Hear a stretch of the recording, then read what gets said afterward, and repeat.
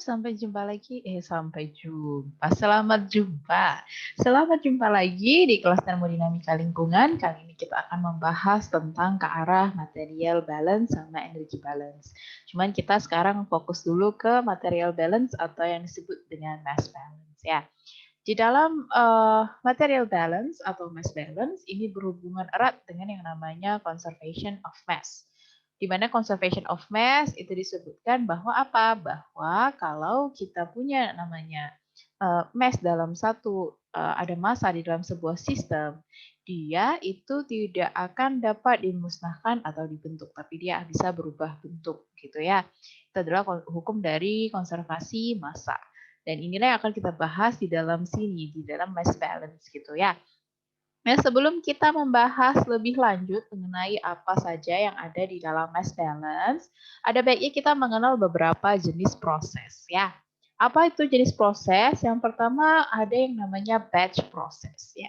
Di dalam batch process ini kalau kita mau berbicara tentang batch process, itu kita materialnya, bahannya gitu ya ditaruh di dalam nanti kalau misalnya kita ada sebuah reaksi gitu ya, materialnya dimasukkan dan di hasilnya nanti ada produk gitu kan. Nah, produknya itu diambil at the end gitu. Jadi setelah dia prosesnya berhasil, kita ngambil produknya. Ya. Jadi di sini nggak ada material yang di-exchange ke surrounding. Jadi ini hanya ada di dalam sistem tersebut, tidak ada yang di-exchange ke surrounding. Itu yang namanya batch process ya. Jadi dalam batch process contohnya apa? Contohnya kalau kita lagi memasak atau memanggang bikin kue gitu ya. Kalau kita bikin kue nggak ada yang bereaksi kue sama surrounding ya. Jadi kita bikin kue, kita masukin bahan-bahannya, masukin ke dalam apa tuh namanya dalam oven dan kemudian kita akhirnya setelah selesai kita keluarkan dari oven itu sudah produknya. Sama seperti saya dulu kerja di pharmaceutical, kerja di perusahaan bahan obat gitu ya. Obat-obat ini biasanya dilaksanakan dalam bentuk batch. Oleh karena itu biasanya kalau kalian tahu di kemasannya obat itu akan ada tulisannya dia batch berapa gitu. Karena biasanya di dalam pharmaceutical itu mereka melakukan prosesnya secara batch. Secara batch itu maksudnya gimana? Ya batch 1, batch 2 itu dimasukkan bahannya apa saja, dimasukkan jadi dapat obatnya diambil gitu. Obatnya diambil itu produknya. Itu yang namanya batch. Nah, lain lagi kalau kita nanti menyebutkan tentang continuous process. Kalau yang ini kan material masuk, keluar, jadi produk, diambil. Nah, kalau namanya continuous, dia continuous. Dia flow in-nya ini bisa ditambahin lagi gitu ya. Sehingga flow out-nya juga akan ini juga akan mempengaruhi flow out-nya dia. Gitu ya. Misalkan di dalam proses distilasi gitu ya, ataupun filtrasi dari kolam renang itu namanya continuous process. Di antara itu kita ada punya batch yang enggak continuous gitu ya, kan kita punya continuous process yang materialnya dimasukin terus gitu ya. Jadi materialnya itu masuk dan keluar saat proses berlangsung gitu ya, akan selalu ada saat proses itu berlangsung kalau itu continuous. Di antara dua hal ini, antara batch sama continuous, ini kita akan mengalami yang namanya semi batch. Semi batch itu berarti ya dia nggak batch tapi dia juga nggak continuous gitu. Dia di antara itu, dia nggak fit. Kalau dimasukin continuous ya dia nggak continuous, nggak selalu ada gitu, nggak kita selalu masukin. Tapi kalau dibilang batch juga ada beberapa yang dimasukkan gitu. Jadi itu yang disebut dengan semi batch. Contohnya adalah di dalam mesin cuci kita. Nah, mesin cuci kita itu semi batch ya. Jadi bisa aja dimasukkan lagi gitu kan flow ini, tapi belum tentu juga itu baju dimasukkan lagi terus gitu kan, belum tentu juga. Nah itu namanya washing machine itu ada di semi batch gitu ya, semi batch. Kemudian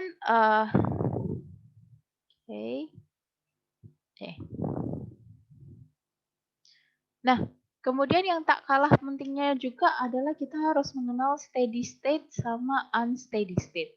Apa itu steady state? Steady state, sesuatu yang sudah berada di steady state, maka dia akan ada perubahan tapi dalam kejadian yang sangat kecil. Jadi perubahannya sangat kecil, hampir tidak terlihat.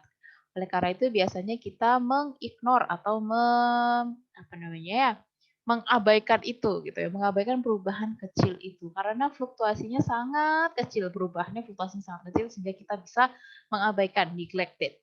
Ya. Nah, kalau jadi di dalam steady state ya, dia bukan berarti dia tidak bereaksi, dia masih ada proses variabelnya tuh change with time. Tapi kadang kita bisa meneglect itu kalau dia terlalu kecil. Jadi selalu ada proses yang bervariabel atau berfluktuasi di dalam sebuah sistem tersebut. Itu yang disebut sebagai steady state. Lawannya steady state, unsteady state. Ya, unsteady state ini biasanya juga bisa disebut sebagai transient. Gitu. Nah, apa ini maksudnya? Kalau tadi steady state, proses variable change-nya berdasarkan waktu dia akan sangat kecil. Tapi kalau ini di dalam proses variabelnya dia continuously evolve over time. Berarti akan ada perubahan-perubahan terus-menerus gitu ya. Itu yang disebut sebagai unsteady state. Perubahannya secara besar yang bisa kita lihat dengan mata telanjang, itulah yang disebut sebagai unsteady state. Jadi kita kalau steady state sama unsteady state bedanya ada di itu ya tadi ya. Oke. Sekarang kita sudah lanjut, kita tahu sudah ada steady state, unsteady state, di mana steady state itu juga bisa batch gitu ya, batch ataupun continuous proses gitu, dan kemudian yang unsteady state itu juga bisa semi batch gitu ya, tapi dia nggak bisa continuous. Sorry, dia tidak bisa batch, dia continuous, biasanya continuous atau yang semi batch itu untuk yang transient ini ya. Oke. Lanjut kita. Oke. Oh. Nah, kita sekarang berbicara tentang kontrol volume atau biasanya akan nanti disingkat sebagai CV ya, kontrol volume. Kalau kita sedang berbicara tentang material balance, kita harus menentukan dulu boundary problemnya apa. Boundary problem itu maksudnya kita harus melihat atau memberikan batasan-batasan volumenya gitu ya. Jangan semuanya kalian urusin gitu ya. Misalkan di dalam sebuah danau. Jadi dalam sebuah danau ini, maka kita akan menggambarkan sebuah kontrol volumenya. Jadi kita hanya melihat mass balance yang ada di dalam kontrol volume tersebut. Di mana nanti mass balance ini secara singkat, secara secara sederhana pasti adalah mass input ya, mass yang di input sama dengan mass yang di output karena dia berdasarkan hukum konservasi massa. Gitu ya, secara singkat. Nah, tapi secara lebih detailnya sebenarnya yang terjadi di dalam sini ada yang terjadi akumulasi ya. Terjadi akumulasi di dalam sini. Di sini juga akan ada terjadi reaction, entah itu reaksi fisika, reaksi kimia, atau reaksi biologi. Itu akan bisa terjadi reaksi gitu ya. Jadi ada penambahan atau pengurangan massa karena ada reaksi tersebut. Maksudnya penambahan pengurangan massa itu adalah dari transfer ya, dari transfer bentuk gitu ya, bukan dia dihilangkan dari sistem itu, tidak seperti itu ya. Nah, kemudian berarti kita harus mengecek bagaimana sih akumulasi dari massa yang ada di dalam sini. Nah, kalau dia thermodynamics ini sebenarnya akan juga berhubungan dengan kinetik. Jadi di sini kita menggambarkan seberapa lajunya sebuah akumulasi dari massa. Ya, akumulasi dari massa. Jadi bisa dituliskan juga seperti ini bahwa ACC accumulation ya. Accumulation itu adalah apa? Dia ada mass flux itu M, kemudian ada titik di atasnya ini ya, mass flux. Mass flux yang masuk ya. Ada yang masuk, ada yang keluar ya. Dia pasti mass flux yang masuk dikurangi sama mass flux yang keluar. Kemudian apalagi ada tadi tambah kurang massa yang berubah karena ada sebuah reaction kimia gitu ya. Jadi massa yang berubah karena ada RXN, ada reaction. Gitu ya. Secara lebih detailnya dari mass balance itu akan seperti ini. Accumulation rate sama dengan mass flux yang masuk dikurangin yang keluar. Ya, kemudian tambah kurang, entah itu menambah itu ataupun berkurang dari mass flux yang ada atau tercipta karena adanya sebuah reaksi dari misalkan polutan itu bereaksi dengan yang ada di dalam danau tersebut gitu. Itu akan merubah mass-nya dia gitu ya. Nah, oke. Nah, di mana mass accumulation rate, yang namanya rate ya pasti dihubungkan dengan yang namanya D, diferensial ya. Atau kalau misalkan secara makronya kita melihat sebuah perubahan itu delta ya. Dulu SMA sering banget melihatnya delta. Tapi kalau di dalam mahasiswa kita sudah berhubungan dengan perubahan yang infinitesimal. Infinitesimal itu berarti hampir kecil sekali tapi ada perubahan. Maka kita berbicara dengan diferensial gitu ya, dengan turunan. Nah, kalau misalkan rate itu berarti ini perubahan dari mass flux gitu ya per waktu gitu. Nah, kemudian yang M ini itu adalah mass flux in kurangin mass flux out tambah kurang mass flux di dalam reaction. Gitu ya. Oke? Sebelum itu mari kita bahas beberapa quantity yang ada di dalam engineer system ya, di dalam sebuah sistem engineer. Kita akan mengenal yang namanya konsentrasi. Konsentrasi ini adalah massa per volume. Massa per volume. Kalau massa satuannya bisa miligram gitu ya, volume biasanya kita dalam liter gitu, miligram per liter. Di mana kita tahu ini flow rate gitu ya. Flow rate itu adalah berapa volume yang terjadi di dalam sebuah satuan waktu. Berarti misalkan ini adalah liter per hari. Dimana berarti nanti kalau kita mengalihkan dua hal ini, kita mengenallah yang namanya mass flux tadi. Atau M titik ya. Mass flux, M titik atas. Mass flux itu adalah C konsentrasi dikalikan dengan flow rate. Berarti massa per volume dikalikan dengan volume per time. Di mana dia berarti miligram per liter dikali dengan liter per misalkan per hari gitu ya. Berarti kita nanti akan punya satuannya miligram per hari. Yaitu satuan massa yang berubah per satuan waktu ya, persatuan waktu. Itulah yang nanti akan kita sebut sebagai mass flux. Gitu ya. Nah, kemudian nanti kita akan juga mengenal volume, kita jelas kenal ya, kita punya di control volume, dan kemudian kita mengenal yang namanya rate. Rate di sini berhubungan dengan sebuah reaction kimia, berarti ada reaction rate. Reaction rate itu apa? Dia perubahan konsentrasi per satuan waktu. Itu yang disebut sebagai reaction rate. Di mana perubahan konsentrasi tadi itu adalah mass per volume. Dikali sama time. Gitu ya. Nah, nanti akan kita mengenal yaitu mass flux. Tadi kita sudah mengenal mass flux pada yang reaction. Pada sebuah reaksi kimia yang terjadi atau reaksi fisika atau reaksi biologi yang terjadi di situ, maka perubahannya adalah perubahan dalam ini ya. Oh, maaf.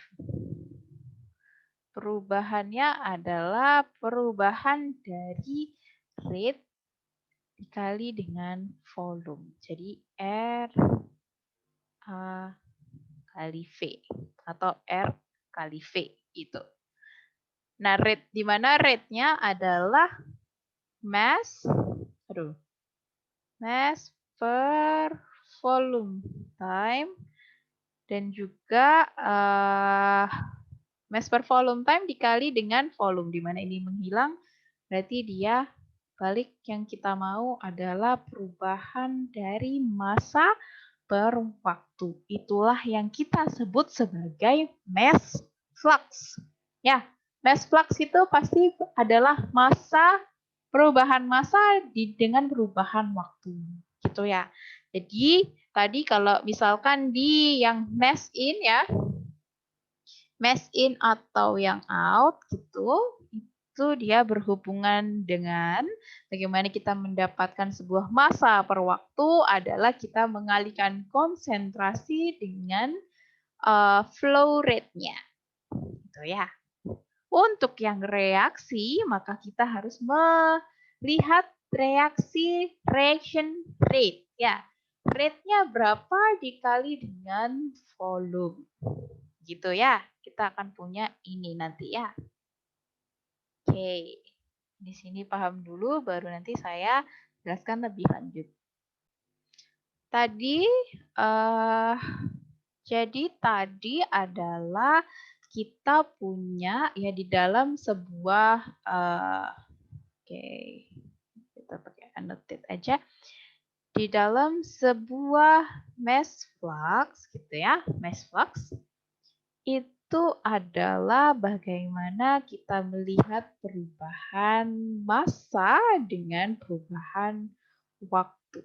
Ya, mass per time. Di mana massa per waktu ini bisa kita peroleh dari apa? Dari mengalihkan konsentrasi ya. Jadi saya tuliskan satuannya di dalamnya, mass per volume dikali dengan flow rate. Yaitu flow rate-nya adalah volume per waktu gitu ya. Nah, ini bisa hilang jadi sama. Itu kita mau mass flux, massa per waktu.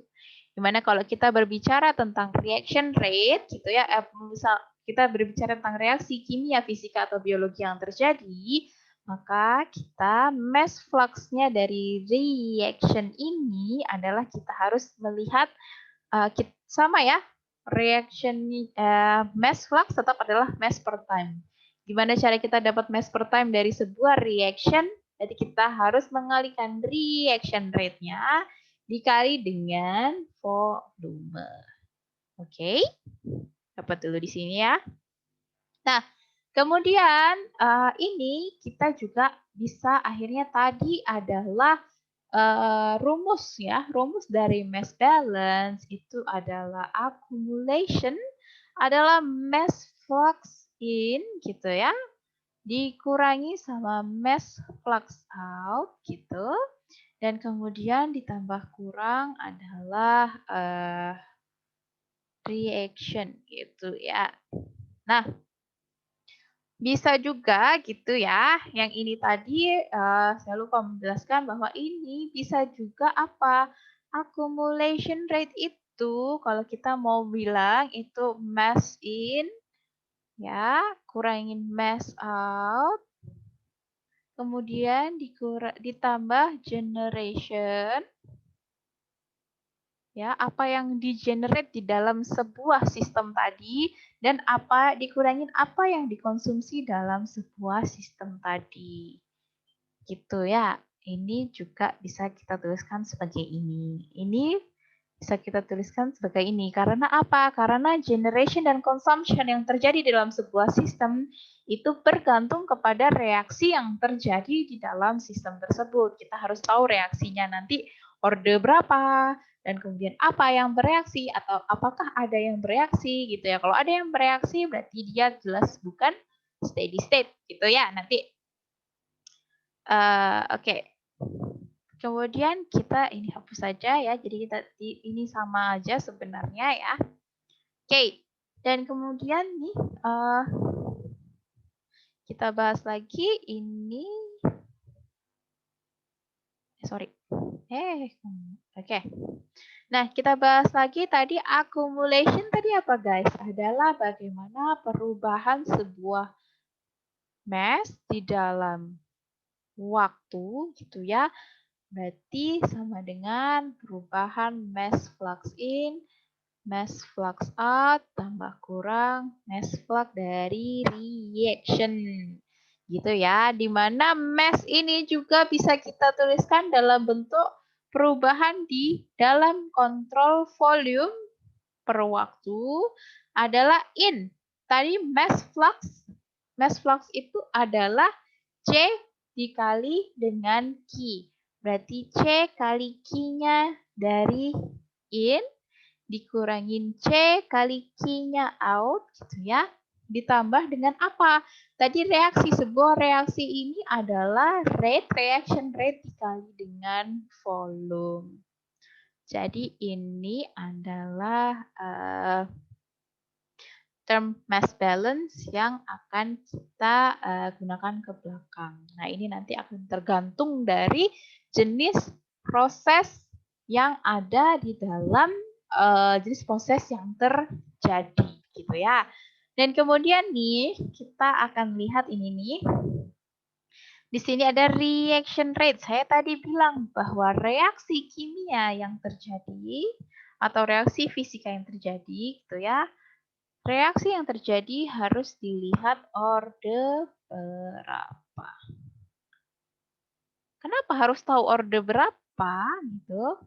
Karena setiap orde ini R-nya ini bergantung dengan orde. Ini bisa dilihat di sini. Kalau nanti dibilang di dalam reaksi tersebut itu mengikuti first order reaction rate, berarti nanti R-nya diganti min Kc. Berarti nanti jadinya adalah C Q in min C Q out tambah kurang reaction rate-nya diganti min Kc kali V. K ini konstanta, C konsentrasi, V-nya volume. Ya. Oke, baik. Kita lanjut ya. Oke, nah ini adalah kondisi yang pertama yang akan dikenalkan adalah for conservative pollutants. Ya, tadi mohon maaf, tadi sepertinya saya salah sih steady state gitu ya, bukan. For conservative pollutant gitu ya. Kalau polutannya terkonservasi, berarti polutannya tidak mengalami dekomposisasi ataupun dia tidak mengalami regenerasi. Di mana artinya adalah tidak terjadi reaksi apapun. Jadi tidak ada reaksi apapun. Tadi accumulation rate adalah ya, accumulation rate adalah apa? Mass in gitu ya, dikurangin kita pakai yang ini aja. Mass in adalah C kali Q ya. C kali Q in dikurangin C kali Q out gitu, tambah kurang R kali volume. Di mana dia bilang di sini no reaction occurs. Berarti term yang ini guys kita bisa bilang dia gitu. Berarti kalau nanti soalnya yang akan kita hadapi, persoalan yang akan kita hadapi, dia bilang bahwa ini diasumsikan bahwa ini konservatif, polutannya konservatif atau no reaction occurs, dan apa yang kita pakai rumusnya jadi hanya tinggal C, salah. C kali Q, C kali Q in kurangin C kali Q out. Berarti nanti kalau misalkan kamu punya sebuah kontrol volume, sebuah danau cermin gitu deh ya. Kita punya danau cermin dan kemudian ada river yang masuk, river stream ya, stream yang masuk, kemudian ada stream yang keluar. Nah, kalau dia disebut dengan konservatif polutan, di mana polutannya tidak ini ya. Oh salah, berarti kita berbicara tentang polutan. Kalau misalkan di danau cermin ada dari katakanlah pabrik, katakanlah tambang ya, katakanlah ada air asam tambang gitu, AAT yang masuk gitu ya, dan kemudian ada AAT yang keluar. Gitu. Ada AAT yang keluar, gitu. Ada yang masuk, ada AAT yang keluar, tapi AAT ini tidak mengalami reaksi di dalam danau cermin. Dia tidak mengalami reaksi apapun, berarti nanti itu adalah rate of reaction-nya, accumulation rate-nya adalah konsentrasi dari AAT yang masuk dikali flow rate-nya AAT yang masuk gitu ya, dikurangin konsentrasi dari AAT yang keluar dikali AAT yang keluar. Nah, udah itu aja. Kita nggak berpikir tentang reaksinya. Reaksi yang terjadi karena memang tidak ada reaksi yang terjadi. Jadi bagian itu yang belakang kita hilangkan. Gitu ya. Oke. Kita lanjut. Tadi itu untuk konservatif polutan, di mana no reaction occurs. Tapi sekarang kita berbicara tentang steady state. Kalau kita berbicara tentang steady state, di dalam keadaan steady state, dia perubahannya amat sangat kecil sehingga biasanya kita neglect atau kita hiraukan. Dimana berarti no accumulation of mass with time. Berarti di dalam term ini gitu ya, ada CQ tambah kurang RV, di mana yang ini adalah reaksi accumulation rate gitu ya. Sebuah kecepatan akumulasi di sini adalah kalau dia steady state, ada tulisan nanti steady state, ini pasti 0.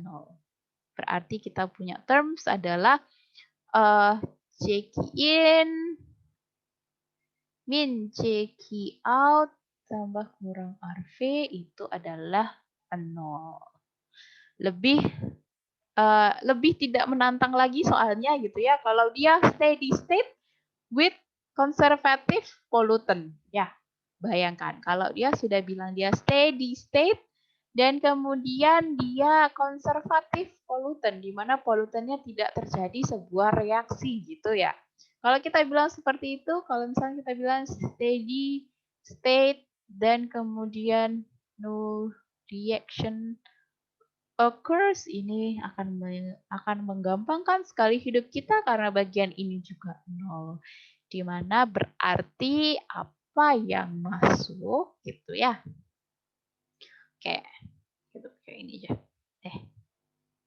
Apa yang masuk itu sama dengan apa yang keluar. Itu ya. Itu tentang mass balance-nya.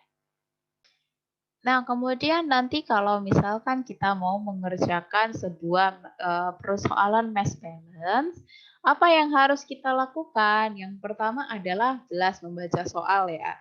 Membaca soal biasanya tuliskan apa yang kalian ketahui, apa yang diketahui dari soal tersebut gitu. Misalkan flow rate-nya kah, konsentrasinya kah, apakah ini diketahui gitu yang masuk ataupun yang keluar. Atau biasanya yang keluar dicari, atau biasanya yang out ini sudah ditentukan berdasarkan konsentrasi maksimum yang boleh keluar. Ya, itu biasanya pertanyaannya seperti itu. Nah, ini yang pertama kali harus lakukan adalah draw system as a diagram gitu. Kita memberikan diagramnya, yang masuk apa, yang keluar apa, ya, yang masuk apa, yang keluar apa. Dan kemudian add numerical information. Jadi ini misalkan Q in-nya berapa, C in-nya berapa, Q out-nya berapa, C out-nya berapa. Itu mungkin diketahui gitu ya. Mungkin di sini juga ada sebuah reaksi yang terjadi within sistemnya, ada generation, accumulation-nya, generation sama consumption-nya gitu ya. Atau ini ada nanti evaporasi kah, ada terjadi evaporasi kah, atau ini nanti lake-nya nanti berkontak dengan groundwater gitu. Ya, kemudian jadi yang biasanya adalah flow rate, konsentrasi, reaction rate gitu ya. Kemudian draw dotted line around process component to be balanced gitu. Jadi ini juga dilihat ya mana yang harus dibalancekan. Ya, dan kemudian misalkan nih kalau kalian ada gambar ya udah kalian gambarkan ini, oh ini adalah kontrol volume saya nih. Yang harus saya kerjakan gitu ya, kalian gambarkan dotted line. Oke. Kemudian yang berikutnya adalah kalian harus melakukan atau memastikan material apa sih yang harus dibalancekan. Dan kemudian dituliskan balance equation-nya, mass balance equation-nya. Jadi yang tadi ya mass in, mass out, berapa, apa saja, itu yang kalian tuliskan nanti mass balance equation-nya. Jadi kemudian kalau kita hanya ada satu variabel yang kita nggak tahu, gitu, ya udah di-solve variabel tersebut. Tapi kalau misalkan yang kita tidak tahu lebih banyak, gitu ya, kita harus repeat banyak kali gitu. Jadi misalkan nih, apakah kita kontrol volumenya tadi yang besar, diubah menjadi yang kecil dulu, atau different material, tapi kontrol volumenya tetap. Jadi kita harus bagaimana pintar-pintarnya kita berimajinasi dan kemudian berlogika apa yang terjadi di situ, sehingga bisa men-solve atau menemukan jawaban dari apa yang kita mau cari dari unknown tersebut, gitu ya. Jadi kalau misalkan nih nanti ada sebuah danau nih ya, danau ini ada river stream yang masuk dari sungai, ada sungai juga yang keluar dan ada streamnya yang keluar, di mana di dalam danau ini juga terjadi evaporasi dan juga reaksi terhadap groundwater. Nah, ini adalah tugas kalian bagaimana kalian menggambarkan diagramnya dan kemudian kalian hanya tinggal menggambar saja bagaimana gambarnya yang tepat gitu ya. Oke, sampai di situ dulu untuk penjelasannya dari minggu ini. Nanti kita akan lanjutkan lebih lanjut gitu ya. Dan kita ada beberapa banyak jenis reaktor yang bisa kita pakai. Nah, ini akan kita bahas nanti gitu ya. Oke, terima kasih sudah mendengarkan. See you at the next YouTube. See you next time. Bye-bye.